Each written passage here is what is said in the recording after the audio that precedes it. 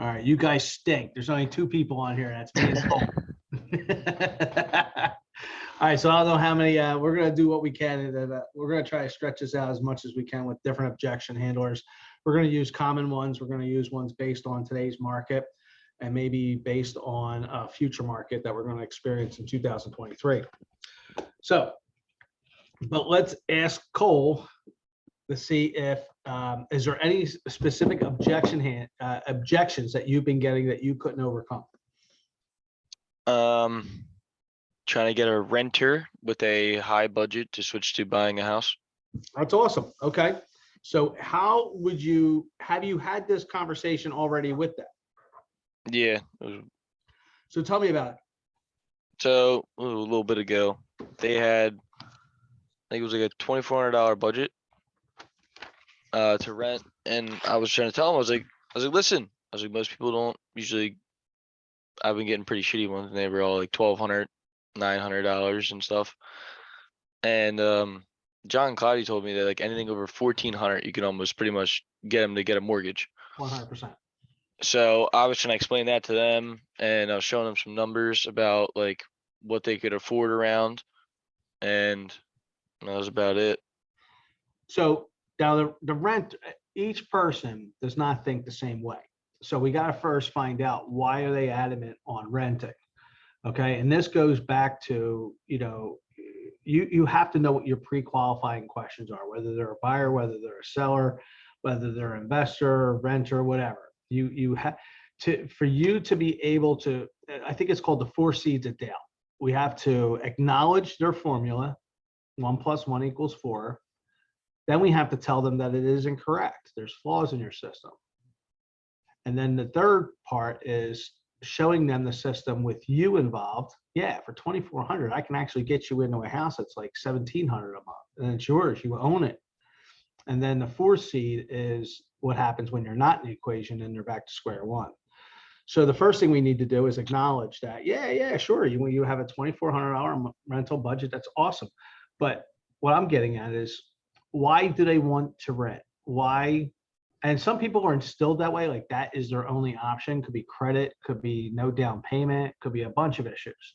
And their credit may be so bad that they have to rent. Or they may be just relocating. Hey, Mike, I'm a physician or attending. I don't even know if I'm going to be staying in this city. I don't want to buy something and then have to sell it. I'd rather just rent it and everything be easy peasy, blah, blah, blah. So have you had that conversation of why they are so fixated on renting? Yeah, I asked them like the main reason, and she was like, it's more of just what's it called? Easiness, just because you don't have to do as much. You can just call the landlord if something's wrong, just for the convenience of it all. Okay. So if I were to get you into a condo unit that did everything on the outside, mow the lawn, snow removal, you have your own permanent parking, and plus with a lot of these associations, you have indoor pools, you have outside pools, you have weight rooms, you have all that other stuff, and some of them even have gated security. Would that interest you? Yeah. Okay. These are things that you have to think of, and don't be afraid that you're always not going to have the answer, but write down the objection that you're getting, because these renters, and like that was a perfect example. Like I have this one person who's been renting for 20 years. That's all they knew. But when I showed them that, so in the Philadelphia area, we had this one area named Delaware Landing, and it's a gated community. They got 2 pools and weight room and all that other stuff. They were renting in there. And I showed her, I'm like, for a lesser amount, you can own that place, or own a condo in that area. So she was renting out a 1-bedroom for 1,500 or 1,600, and with the rate numbers to get the pre-approval, we were at 1,325. When they balk about interest rate, well, you know what? When you rent, it's 100% instead of 7%. You're going to be paying 100%. Well, Mike, I'm only going to be here for 2 to 3 years. Okay, great. Add that property to your portfolio. Turn it into a rental property when you're leaving. So this way, when you do travel, when you do move out of state, I mean, you invest, right? You probably buy Bitcoin, you probably buy stocks, you probably got, well, now you're going to be a landlord. Well, Mike, I don't want to be a landlord. That's fine. Hire a property management company and you're still making a profit. Let your money work for you. So these are different objection handlers. How about anything else? Um, a lot of time they complain about their credit and they don't want to move up to something else. Okay, so credit. All right, so give me a scenario that you recently had. Lady came to me. She was like, we're looking for a rental really cheap. We don't got like any sort of credit. We've had a few defaults in the past and now we don't know what to do. So then as I was talking about, I get a mortgage person and all that stuff, but then they like stopped answering. Because you were focused on their bad credit. You were focused more on, well, we can get you a mortgage. And Well, I mean, a person to help them with their credit. right. A credit repair person. Right. And Yeah. that's a right path, because there has been plenty of times, whether I've been trying to rent one of my own units out or at a buyer seminar. You're going to get a lot of them, because a lot of these people that go to buyer seminars, they're at their last end. Like they can't get pre-approved. They've been renting and they're tired of it, but they're looking for that easy answer. A lot of these people want that easy magic pill, and it's not an easy magic pill. You have to have a plan. I mean, nobody created this bad debt for you. You created it on your own with the decisions that you made in the past. But let's try to change that, you know? So we have had that person to come to us with a 525 credit score. Now, just because someone has bad credit, you need to analyze it, okay? Because there's two different types of bad credit, all right? The first one is someone who is, I hope everybody knows what a trade line is. A trade line is a line of credit that you establish. So whether it's a utility bill, whether it's a credit card that has a $10,000 limit on there, these are trade lines that you're paying on, okay? So what happens is they opened up these trade lines, Macy's card, credit card, Sears card, Home Depot card, and max them all out. And they're probably 2 months behind on their utility bills, okay? Yes, landlords will be weary about that because there's so many trade lines that are in the negative. Mortgage companies look at it too. Not, I mean, that's the, they want to make sure that nothing's in default. But what they're also looking at, if you have a $10,000 credit limit, you want to make sure that credit limit is where would you want that balance to be? No higher than what? Your monthly payment. No, I like, say if you have a $10,000 limit, but you use it to be considered a good, could be considered a good trade line. Where is your average month? I'm sorry, where's your average balance? What amount should that be at? I don't know. 1/3. The reason for Okay. this is because I had this one guy and he said, Mike, yep, why is this Capital One card an issue? Well, it's because you got a $9,000 balance on there and you have a $10,000 limit. But Mike, I've been making payments for the last 3 years, 5 days early. I should have great credit. You do have good credit, but what's keeping you from that 700 and you're at a 690 is because you're maintaining a very, very high balance. You're making the payments. You could be making minimum payments, but if you were to keep that credit level, keep it at 10,000, but if you were to keep that balance 1/3, the bank is then going to say, wow, he knows how to manage his money. We're going to give him an extra 10 points on this credit. That's how a lot of these places think. And so to get back to the renter who has the crap credit, you're going to have two kinds. So one has the million trade lines that they're in the toilet, okay? And this is why we pull from NTN. NTN is a national tenant network. So this way we can look at everybody's credit, background, evictions, all that good stuff. And this is a source that landlords use. They also use tenantbackgroundsearch.com. And this will show you how many trade lines. So most likely that person who's got like 15 bad trade lines, they're out. But then you have a second group. So let's say you have that single mother now who just got divorced. Her spouse was a real pain in the ass, blew up the credit. The house had to go into foreclosure, blah, blah, blah.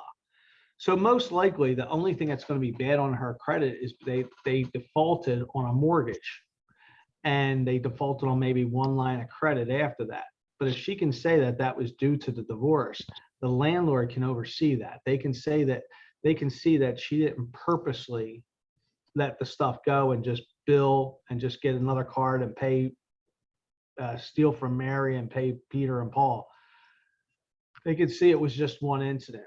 And it could be anything. It could be medical, it could be financial. But if they can narrow it down just to one incident, that will actually help your client get into that rental property. Won't help you on the mortgage end. You're screwed on that end. So that'll help you on the rental end. But on the mortgage end, how do we get them pre-approved? Now, when you have clients, you kind of rate them. A, they need to buy and sell right now. They're actively getting pre-approved. They're getting their house ready. We're getting pictures done. You have your B people. You're my guy. I'm not going to be ready until December, January. And then you have your C people who are like, Mike, I'll see you next spring. And then you have your D people, and that's where these credit people are. These are the D people. But we need the D people because eventually they're going to turn into C people, then they're going to turn into B people, and then they're going to turn into A people. A lot of people don't even want to deal with these people, but I've had 2 people in my database probably for 18 to 20 years. They will never buy a property. Their credit score is always in the 525s, but they give me literally 3 leads per year. And that's why they're like, some of my favorite clients. I love them. And they love the chit chat. But these people will continuously feed me, but they won't even learn from their own. Like, they probably put more people in homes that they've ever owned a home, But yeah, so when it comes to people with bad credit and they want to buy, you got to get with a credit repair person. Now, every mortgage company has a credit repair guy. Everyone has a guy. Here's the deal, though. Cole, if you have a buyer who wants to buy $1 million property, but they want to buy in Florida, and you're not licensed in Florida, what are you doing? Okay, so I'm gonna ask them why they want to go to Florida. Okay. See They're what's adamant going on on. Florida. They're going to Florida. So they're going to Florida. I'm gonna find somebody down there. I'm gonna How talk you to going to them, do that? call somebody. Okay. Pick up the phone. I don't know, look them up. Okay, you're going to look them up. All right. So you get them. You got 3 people. And what are you going to do? I'm gonna interview them. There you go. You interview them. Okay. Only because you want to make sure that lead gets taken care of. Not only do they want to get taken care of, but you want to make sure that the agent that you're talking to on the other end has a team, has a good system, because that's 25% of $1 million commission that you want. You want to make sure that's guaranteed money coming back. You want to make sure you're handing it off to the right person and not the person who's, maybe doing this as a hobby, maybe only doing this once a week. All right. And that's the same thing with the credit card agencies, these credit repair agencies. You got to interview them. If the mortgage company is recommending them, ask them how they do, like what kind of results were they getting? Are they top notch? Are they willing to put your business relationship on the line with them? Because this is future deals for you. All right. And that's what I would do if the credit was that bad. All right. What other objections have you had? Now, so most likely they're a D, they're going to, buy in 2023. But once that credit repair company gives them a list of what they need to do to get their credit back, make sure they CC you on it. So this way you can keep on them. And this is a win-win in both ways, because number one, you're keeping them accountable, you're calling them. And number two, you get to see how the process is going. All right. What other objections have you had? Trying to think. Hey, if not, no biggie. I got a bunch for you. Sure, go All ahead. right. All right. What do you want to start on, the listing side or the buy side?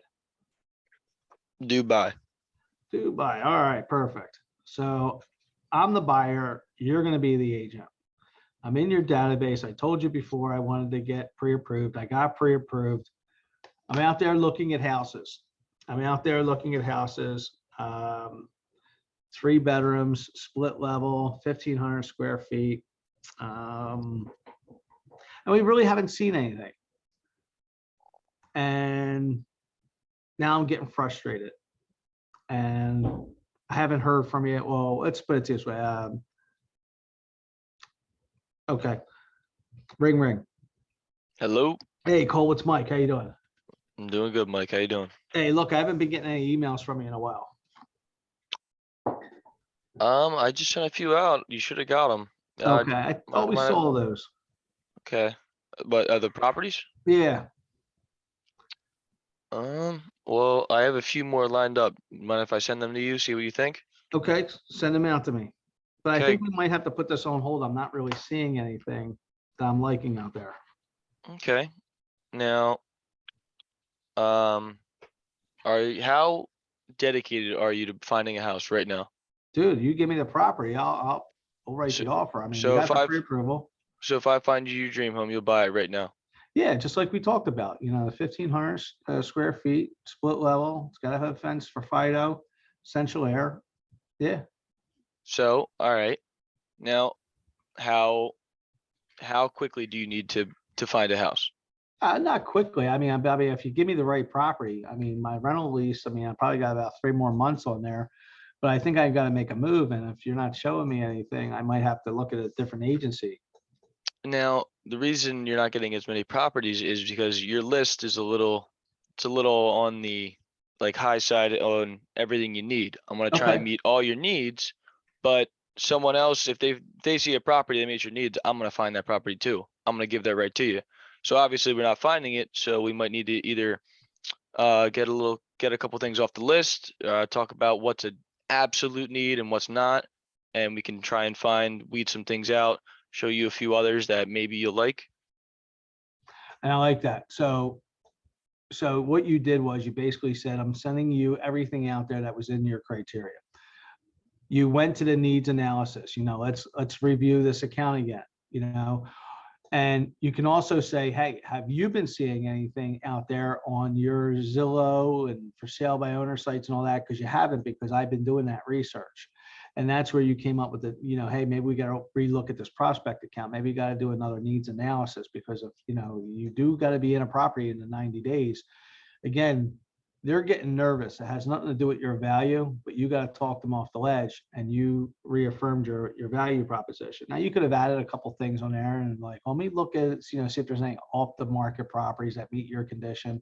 But overall, I'm going to plan A, which is what you said, is to go over that. How important is that fenced in yard? How important is it to have a split level? Can we do a colonial? Can we do a traditional? Can we do a rancher?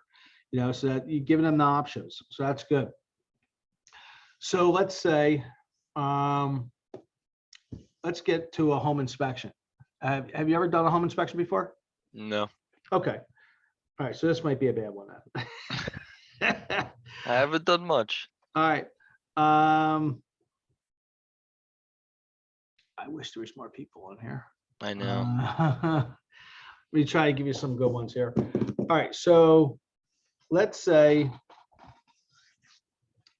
I'm a buyer and I'm at your open house. I tell you, I don't have an agent.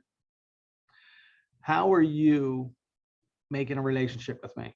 I just viewed the property, coming down the steps, getting ready to go out. Thanks again for the food. Thanks again for everything. I'll talk to you later.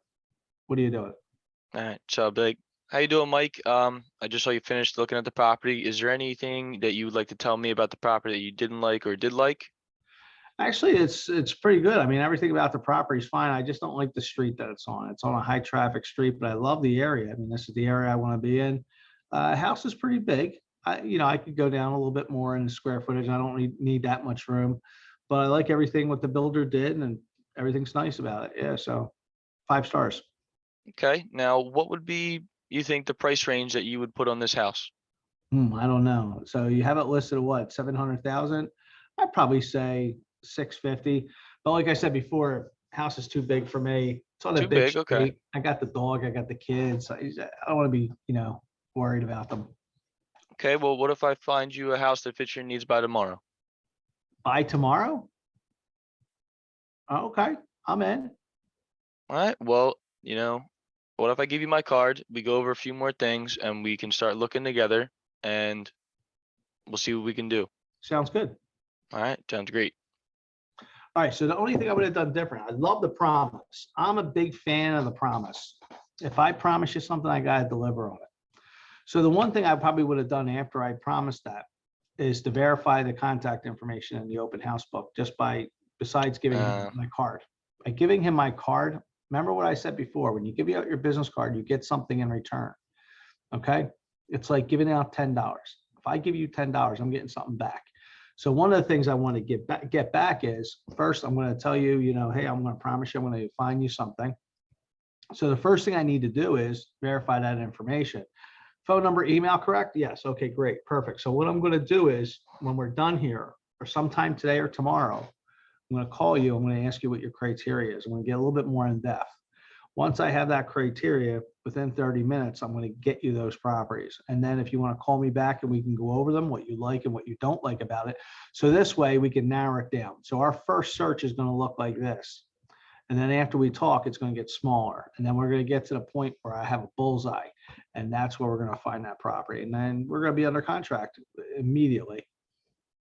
And there you go. So that was good. I like the promise. I like that. All right. So let's say you go on a listing appointment. You go on a listing appointment, you go through the house, you validate your figures that he should be at $450,000. You know what, Cole? I appreciate that, but I was kind of hoping for 500,000. What do you Okay. think? So I'm looking at the properties in your area. You have a few houses that sold for around that price, so 500,000, but they were definitely way more renovated than yours. Oh, you say my house is a piece of shit? Absolutely not. You have great features. You have the backyard pool. You have this. You got this. But they just got a few investors in there, and they got them really done nice. Okay, I get it. But so this is what we can do. How about I put the property up for that price for a week or two, and if we get absolutely no action, what if we drop it to 450? I'm game with that. And that's a great one. I'm going to put a stop on that one for a second, or a pause, because there are two different techniques on that. So, and Cole's, that one does work. So, and what you're doing on pros and cons is, on the pros, you're getting him on board. Okay. You're getting him on board that we want your price. We want your listing. But the con is you're hurting your value proposition a little bit. So when you came in, you knew the price. Hey, this is what it's going to take to sell your house at 450. But you know what? Because you have no experience whatsoever in real estate and you think it's worth 500, I'm going to change my price to 500. But you added a little stipulation in there. It's like, look, I totally get it. Yeah, 1 + 1 = 3. I totally get that. But let's try it. And if it doesn't work, if 1 + 1 does not equal 3, can we lower it down? Can we look at the 1 + 2 that equals 3? Okay.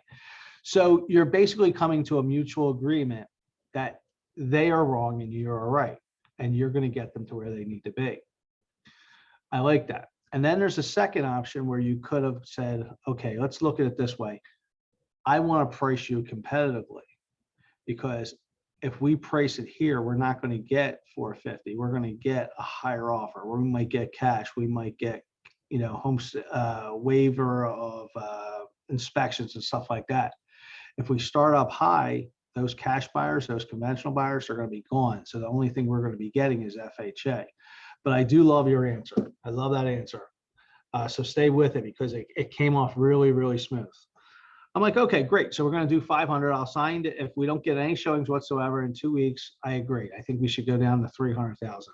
But you know what, Cole, I like everything you said. You dress nice, you talk well, but I've had quite a few agents in here, and I only really want to list a property at 4%. That be an issue. Listed at 4%? Yeah. Okay.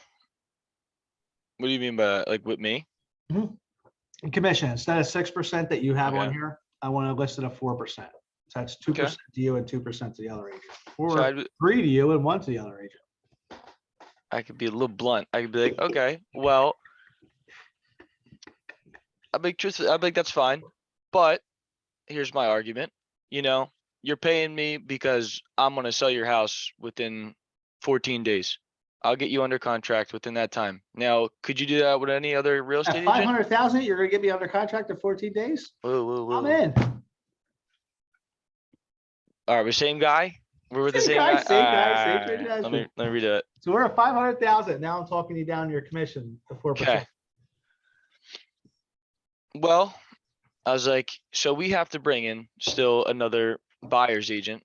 They're Okay. gonna be getting a lower commission unless I get barely anything.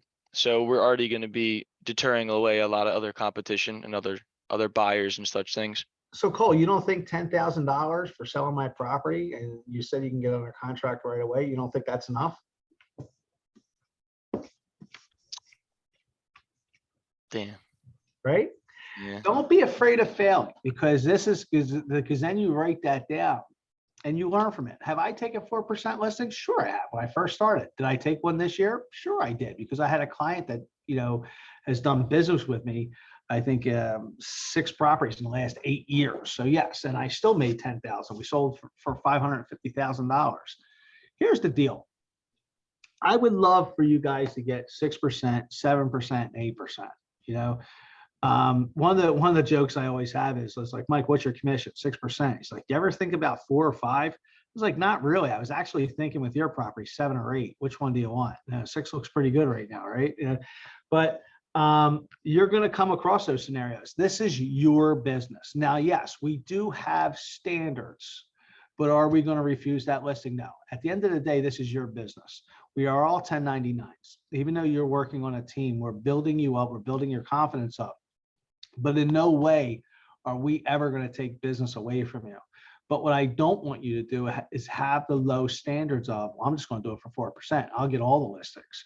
And our first year in Remax, we used to do that because we were new, we were uneducated, and it wasn't until a well-known, experienced agent set us the right way. It's about your value proposition. So at the end of the day, if you are accepting a 3 or a 4% or 4.5 or a 5%, you just agreed that your value proposition is not good enough to have 6%, because if you did, you would be able to talk to them about it. So the number one answer to overcome the low commission is strengthening your value proposition. You want to role play what you offer, what separates you from, say, Amanda, what separates you from me, what separates you from Mary Helen. Why would someone list their property with you and not them? And that's what you got to come up with. And it's not going to happen overnight, but you need to work on it every single day. So one of the things that I would always say, I was like, if somebody came to me, say you were the seller, you come at me with 4%. All right. Mm-hmm. So I agree, Cole. We're going to list your property at 500,000, even though I suggested a 450. But with the contingency, if there's no showings or no activity after 2 weeks, we need to reduce it, because you need to be in that new property in less than 90 days. And I need to get activity. I can't get offers if I don't have showings. If I don't have showings, you're not getting any offers. All right. Just sign here and then we're done then. I'd like to lower your commission to 4%. You want to lower my commission. So you want to go against my price. I've been doing this for 20 years. You want to go against my price, and now you want to lower my commission. So what do you want to lower my commission to? I want to go from 6 to 4. 6 to 4. Why did that number come about? Because I think we're going to get the higher number. And I think, 10,000, if we sell it as quick as you're saying, it's going to get there, and it's a quick, easy money for you. Okay, I'm going to throw a couple scenarios at you. I'm not going to say no, but I'm going to throw these scenarios at you just because you don't have the information. So the first thing is, if we list this at 4%, the average commission that these agents are getting is 3%. So if I put this out there that they're only getting 2%, let's pretend you're an agent and we're in this area and there's 3 properties that are 450, 460, then we got $500,000. All right. The other 2 properties are at 3%. Yours is a 2. in your honest opinion, if this agent is only doing 2 to 3 deals out of a year, which one do you think he's pushing? Which 2 properties do you think he's pushing? I can tell you, not yours, Mm-hmm. because he's going to make more money on the. Now, is that ethical? No, it's not ethical, but the agents will do it because they're looking at their commission more than their clients' needs. Now, when you hire an experienced agent like me and my team, you're getting more than one agent. There's a lot more expense and detail that goes into selling your house that the individual agent can't do that we can do. We need to bring in buyers, especially if we're going to go that high at 500,000. We need to be able to pull in as many agents as possible. And if you're going to lower their commission, you're going to hurt yourself. But if I can show you that I can make you more money at the full commission and make this a more stressful process, would you agree at 6%? Yeah, I would. Okay, so you did easy on me a little bit because I had a backup on that. I was going to say we were going to split it at 5 or 5.5, but I had some backups for that. But you were easy on me. No, very good. Yeah, showing your value proposition. Why? Why do you think you're worth 6%? All right. So let's see here. We did the price. We did the commission. What else can I get you on?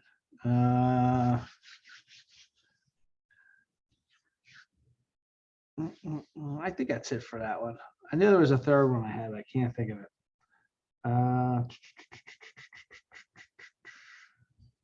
Could you put like a clause in the contract, like say like I went up to him, I was like, all right, how would we do this?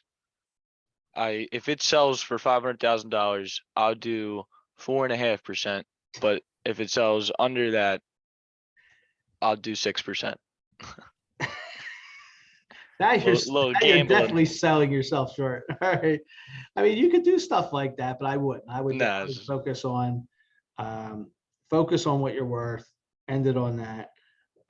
Yeah, a lot of builders like to do that too. Like, when it comes to incentives, if you get them asking price or more, you get your 3%. If you get them under asking, and then it goes to 2.5% and the 2%. Yeah, I get it.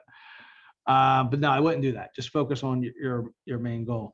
All right. So I'm trying to think of some objections that you guys would be handling right now. So I know Don and Carmela, they're going to be doing some networking events. I know Rhonda and Tim just did one. So and that's what you guys also should be focused on. Get around more people as possible, do the networking events. So let's say someone comes up to you, they're interested in listing their house. So Cole, this is a great event, man. I heard you speaking out there. I love it. So how long have you been a realtor? I've been a realtor for a couple months now. Awesome. Yeah, a lot of people get scared by that. It's not a very long time, but I am actually working with a team. So this team is a bunch of agents, a bunch of great people. I have an advertising team that's just dedicated to that. We got probably around 50 years combined experience. So you're not just getting me, you're getting plenty of other people, and you're getting a lot more worth. That's awesome. So I was actually thinking about listing my house. Well, I actually had my house listed before with an agent, and they promised me they were going to market, but I really didn't see anything online, and we weren't really getting anybody. And then my cousin, they just got their license. So I was thinking about either relisting with the old agent or maybe using my cousin. But why should I use you? So the old agent, if you relist with him, what's he going to do different this time? That he didn't do before? Yeah, that's true. Yeah. I mean, the feedback was horrible. I wasn't getting anything. I wasn't really getting any showings. And your cousin, I mean, family is family, obviously, but how much experience does he have? He's got none right now. It's gonna be a little hard for him to be able to get, full asking prices and work a little bit of leeway here and there. So yeah, because you're on a team, right? Yeah. So listen, we make everything run smooth for you. I can give you feedback every day. I'm a full-time agent. I'll be right there if you need me. I'll be by my phone at all times. You can use me whenever you want. But I give you some contact information, and if you'd like to know more, you can reach out to me. Great. Thank you. That was A+. The only thing I would add is a better close. When you closed it like a yes or no answer. I'm going to give you a chance to redo it. Just the closing part. What would you say? So, if you were to list your house today with an agent, what would you be looking for in that agent? Someone who is honest, upfront, doesn't sugarcoat anything, and get my house sold. Well, I am a full-time agent. I told you already, I'm on a team. I'm right by my phone every day, all day long. I could meet every one of your needs, and I could almost guarantee you that we'll be probably under contract in 14 days if we're, within the market values and everything like that. Okay. So, take some time, think about it, and damn, I did it again. You did it again. I know. I don't know how to end it like a question. All right, let's do that. Let's flip the coin. Let's flip it. I'll let you off the hook. Damn. All right. So I go into your spiel.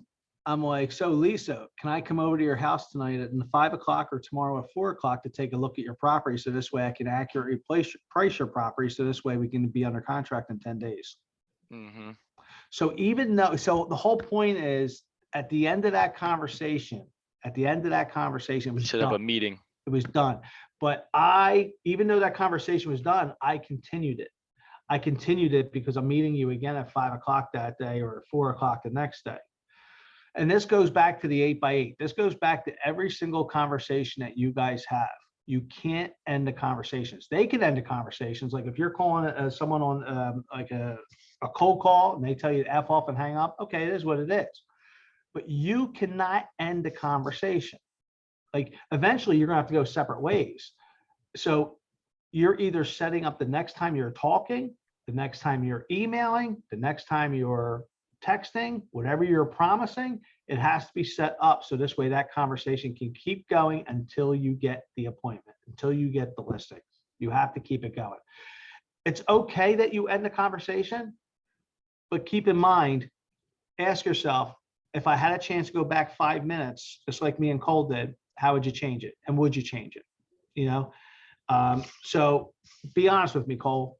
Would you use mine or would you use yours at the end? Probably yours. Okay, because you're continuing that conversation and you're taking Mhm. it to the next level. It I'm looks actually like- going to go see the property. Exactly. You're jaking that jump. Right. All right. We're getting to the 40-minute mark. We'll do one or two more and then we'll end it since no one came on. Everybody had proper notice. That's good though. That means they're all on appointment. So I'm going to expect all these listing appointments and contracts to come back. This is great. Let's say I'm going to give you a scenario that I have right now. So I have a client who we have a listing. He wants 475. Knew we were a little high, but he's focused on 475. He's actually focused on 500,000. I got him to 470 or 475. So I got this offer from our team for $470,000. He's 20% conventional or 25% conventional, and he's going to take the property as is. Convince me, the seller, who has a picture of 500,000 and I'm listed at 475, but you need to convince me to take an offer for 470. Now, keep in mind, you represent the seller. Mm-hmm. The mindset that I have is that's why I'm trying to convince him, is because he wanted to get under contract fast. This is his retirement money. There's no mortgage on there. And it's an easy peasy deal. There's no That's it. contingencies. I was gonna say that'd be like the only real. Okay. So Mhm. these are my things. And since I listed it on Friday, I've had 0 showings. All right. So go. Now don't forget, you're my agent. All right. So, all right. All right. So, Mike, we just got an offer in Yep. for 470, right? I So- don't like it. I want 500.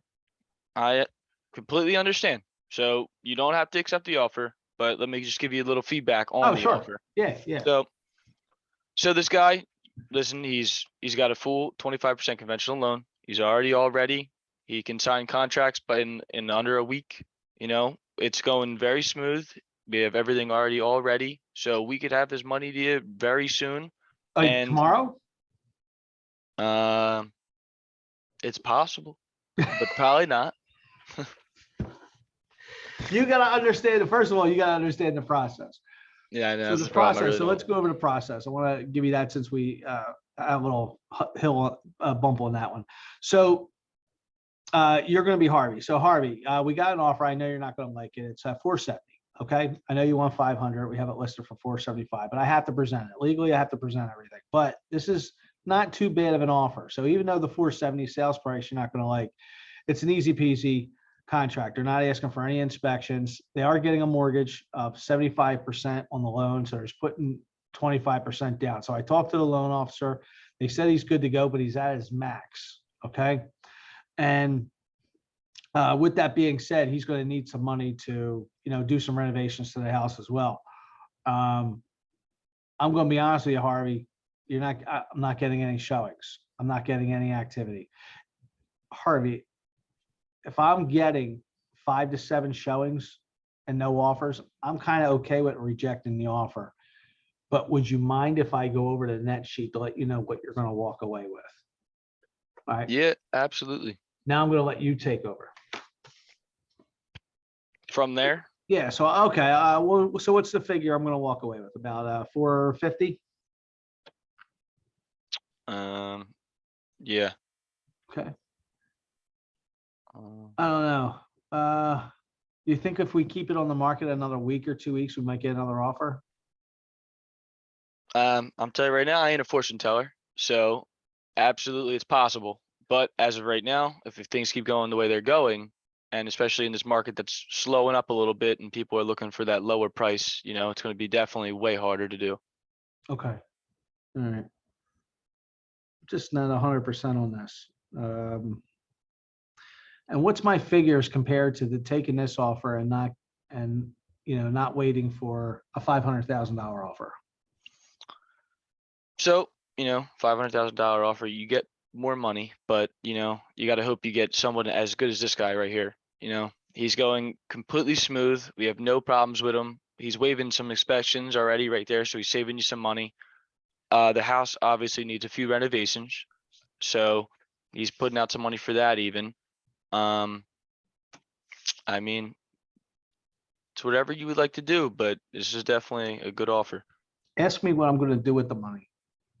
Okay. What are you gonna do with the money? With the money, like if If you made, I mhm, took this offer here, if I took and I got 450 for it, yep. I'd probably pay my other property off and just, put the rest in the bank and just, retire on that, maybe do some traveling. So is that extra 50 grand gonna change your life? 50, I thought it was 30. You got 30. 520? My bad. So yeah, you want to focus on their pain and pleasures, especially if they're not getting any showings, if they're not getting any other offers. You never really want to talk your seller out of something, but it's also good to be able to forecast the market. It's like, look, it's going to be a little tough.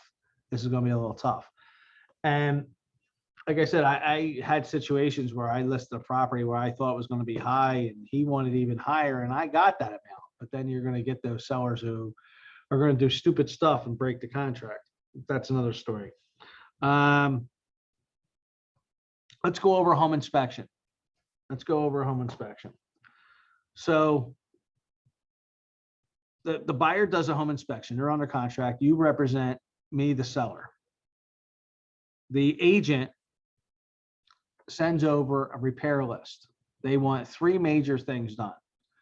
There's a little hole in the roof that's leaking in the attic. The blower on the heater is gone. And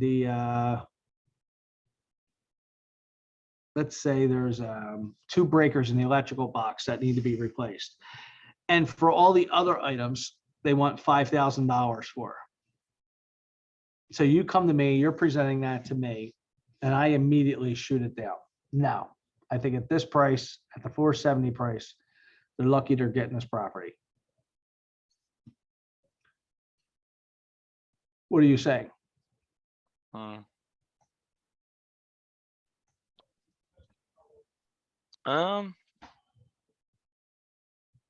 Let's compare it to the other houses that have all this stuff. You could. I mean, I it's, mean, yeah, I don't know okay. how good that would be. So let's flip the coin. All right, you're the seller. I'm the agent. All right, Harvey. Report's not as bad as you think, but there are some major issues we need to go over with the home inspection report. So as you know, I told you about the hole in the roof that you really need to get addressed. I thought your roof was pretty young. I thought you were said it was like about 5 or 7 years old. Is that true? Yeah, around there. Aren't you under warranty? Oh, Oh, okay. I All right. think So we're we gonna are. cross that one off. We'll call that. That's free. All right. So we got that one taken care What if he wasn't under what of. if he Okay. wasn't? What if it wasn't under contract? And it's something that needs to be addressed because you're probably gonna have mold or that water is not gonna stop at the attic. It's gonna hit your ceiling and it's gonna cause a stain and it's gonna go through. So that's something that you might want to get, looked at. And plus, this isn't something that's going to go away. So whether we take this offer, continue with this offer, or kill this offer, that's something that we need to address. So that I think we should do. The second one, the blower. So the home inspector is in there and he was determining that you're only getting 90% heat on the first floor and upstairs is 30%. Their blower is like shot. When was the last time it was serviced? I couldn't even tell you. Oh, wow. So you don't even know how long it was serviced for. So this could be running down. Okay. So would you object to getting at least an estimate on a new blower? Possibly. I don't think I could do it. It's an extra payment I don't want to pay. Well, we don't even know how much it is. It could be a $75 fix. Yeah, let's look at it. All right, let's get at least an estimate. Okay. And then the second one is the electrical box. All right, now that one I'm kind of worried about. Have you been having any problems with lights turning off or circuit breakers tripping and stuff like that? Yeah, definitely. All right, so that we need to get somebody out and get an estimate on. So those are two estimates I want. And that third one, I think if we're under warranty, we'll get them out there. Now, these other Mickey Mouse items, they understand that you're busy and they don't want you doing tedious work around the house, but like your garbage disposals broke, you got some broken up concrete, you got a broken window, and you got some drywall issues upstairs. So they're asking for $5,000. I agree, that amounts too high. What do you feel about like maybe 2,000 or 1,500? That's still a little too much. I want that $500,000 price. We're already lowering it so much for him. I totally agree. But let's look at both sides here. Now, there's three ways we can do this. We can sign this off and say, hey, we're doing everything. But that's not going to meet your net. Or we can say, you know what? We're done. Nope, cancel everything. I don't want to do anything. We'll call their bluff to see what happens. If they walk, now we got an issue though. We still got to get the roof fixed. We still got to get the blower fixed, and we still got to get the electrical fixed. So if we got to do this anyway, I don't suggest saying no, because this stuff has to get done. And if you don't do it legally, I now have to put this in the seller's disclosure because this is information now I know about the property and I have to put that on there. All right. Or we can come to a meeting of the minds. Like I agree with you. At $5,000, if we're going to do 5,000, that should be for everything. Like that means the electrical, the roof, the heater, and all the Mickey Mouse items. So you're looking to walk away with about $450,000. If I say $5,000 is going to take us to the next level, continue us to settlement, are you willing to kill it over $5,000? I just need to know a yes or no answer. So this way I need to know how I need to go back to them. Like, do I need to go back to them like a pit bull and say, hey, we ain't doing nothing, either shit or get off the pot? Or can we work something out and come to a meeting of the minds? I think we can work something out. Okay. And that's basically what you want to do. You want to Yeah, talk that's to your good. client how they talk to you, but professionally. So if they're a slow talker, you got to be a slow talker. If they're a fast talker, you got to be a fast talker. If they're a talker that likes to use their hands and likes to use certain adjectives, feel free, because you want them to feel comfortable with you. You want them to feel that you're on their side. On their side. All right. So you think that was good? Yeah, that was good. All right, I'll give one more. I feel like I'm missing something. I feel like I'm missing a good objection handler. Can you think of anything? I was trying to think of more, and I'm like, I don't know. I keep thinking of ones we already went over. Yeah, I just don't want to, beat a dead horse. I want to hit something Nah, I that got you. we're still coming across, but we haven't really touched. Oh, here's a perfect one. All right. You're the buyer. Okay. Hot property just came on the market. It's Mary Helen's. Beautiful house. Okay. Hmm. $500,000. Right. She priced it right. And guess what? She has all these people at the open house. She's got 5 offers. They're conventional, 20% down. They're all getting their inspections though. Some of them have houses to sell. You have an FHA deal. How are you convincing her that your deal, which is going to be 5,000 higher over asking, to get your offer accepted over everybody else's? Well, do I have to sell a house? You don't have to sell a house. You're non-contingent. First-time home buyers, Okay. you're going to go 5,000 over. But you need to make your offer stronger, and you need to, and I'm not going to give you certain answers, but I'm going to see where you're going to go with this, and I'll help you out. Maybe like waive the inspection? Okay, so that was one of the answers. So waiving the inspection. Are we waiving the inspection, or are we doing informational purposes only, or are we putting a cap on it? You got to remember, these are your clients. If your mom and dad are buying a house and they said, we're waiving our inspections, but your dad has no idea the difference between a hammer and a screwdriver, and your mom's a worry wart, are you waiving inspections? No. Okay, what are you doing then?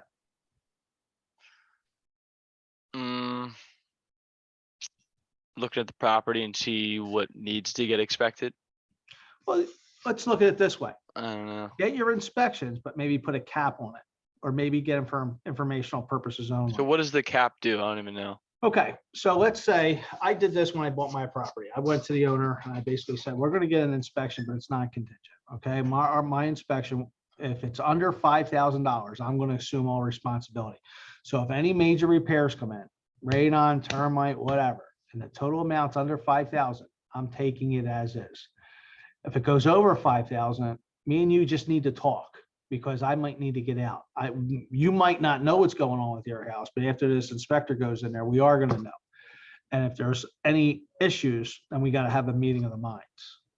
Or I can just say, hey, I'm just getting these inspections for informational purposes only, but if the total repairs go over 10,000, I want to have the right to get out.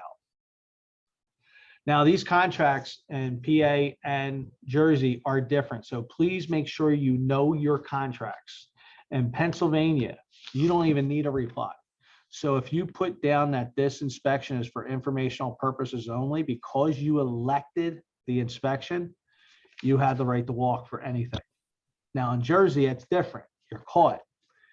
You have to either put a cap in there. You can put for informational purposes only, but you need to put a limit of when you can walk, or you can just get the normal inspections. All right. So that's one way. So let's say your clients agree. Yes, I want the inspections, but we'll put a cap of, say, $6,000. The house is immaculate. The contractors did a great job. I don't think there's anything wrong with it. So we're good. We're gonna accept it. We just want to make sure there's nothing major. We just want to make sure that, there's no mold, that the house ain't going to fall down on us. We want it inspected. All right. So you're talking to Mary Helen, how you convincing her to accept your FHA deal over 3 or 4 conventionals? So what's the benefit of an FHA over a conventional? None. None. You know the difference between the loans? I believe so. Okay, tell me what you think they are. Well, you get like an FHA for a first-time home buyer, and you get like benefits off of it, right? Not really benefits. I mean, the Or- benefits only come from the mortgage company that you're using. They use that as a ploy. You get the first-time home buyer benefits. There is no benefits. It's whatever the mortgage company wants to give you. You can only have one FHA loan out there. You can have it multiple times. I can be a homeowner right now. If I sell my home, that's an FHA loan. As long as that FHA loan closes out, I can become another first-time home buyer. Where these grants and benefits come from, these mortgage companies either get together, or it's only one, and they come up with hey, first time home buyer. Yeah, if you haven't used an FHA product or bought a home in the last 3 years, we're going to give you 3% to help you with your closing costs. That's something banks can do, you know? So, train of thought here. Okay, so FHA is usually frowned upon, especially in this market, because low money down. If you have a conventional, you're putting anywhere from 5, 10, 15, 20, 25% down or more. FHA, you can put down whatever you want. You can put down 5, 10, 15, 20, but the requirement is only 3.5. But with that, you get mortgage insurance. And with that, when the appraiser goes out there, he's got a different list. So when he appraises the property on a conventional loan, his list check on the house is this large. When it's FHA, it goes up to here. Okay. And that sometimes scares sellers. Okay. Gotcha. So I'm Mary Helen. You're presenting. How are you getting me your offer? Am I getting it to you? Yeah. Or how am I getting it? How are you getting it to me? What are you doing?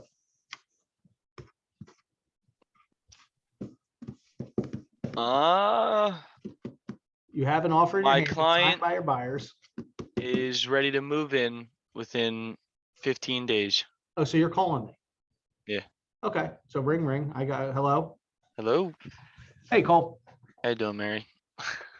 So I got this great buyer, right? So they're ready, willing to move in right away.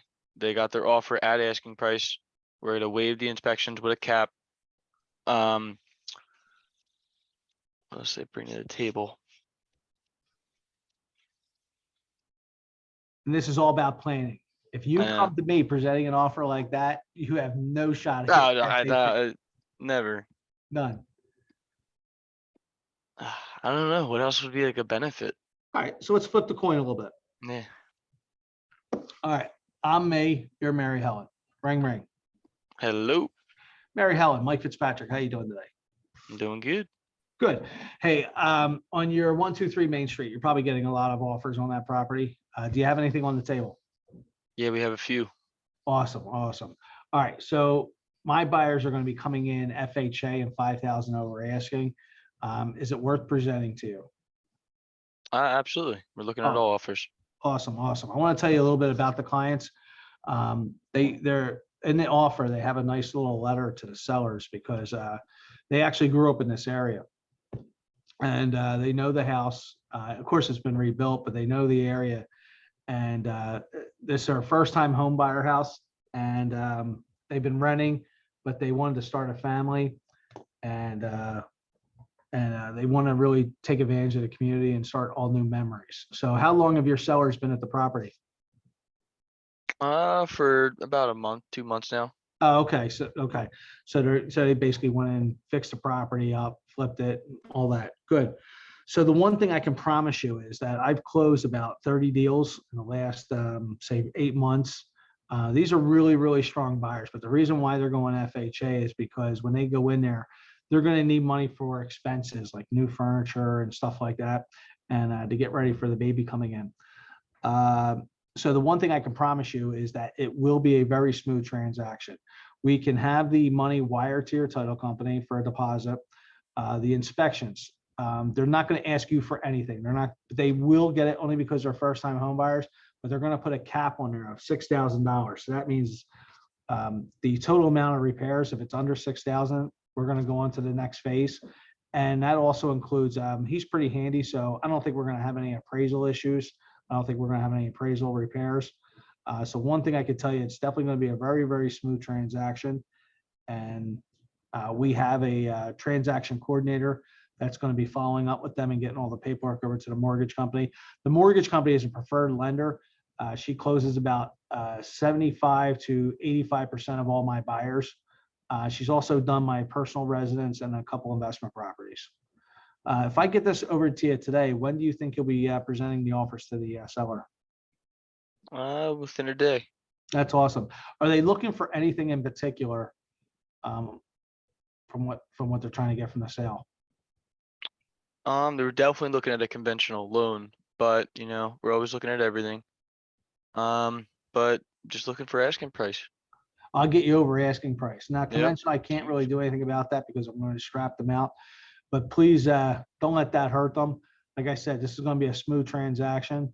We're also willing to leave the property on the market until after the inspections and the appraiser's done. So if you want to collect backup offers, so let me know if that helps you. Definitely. All right, boom. Boom. What do you think? It's pretty good. Hmm. Showed your value. Yep. Most likely I get my offer denied. Mary Helen will accept the conventional offer over at FHA. I'm done. All right, that's it. I took about an hour of your time. Cole, you are the man. You get 2 stars. You are employee of the day, agent of the day. All right. I'll take it. Talk to you later. All right. See you, Mike. Bye.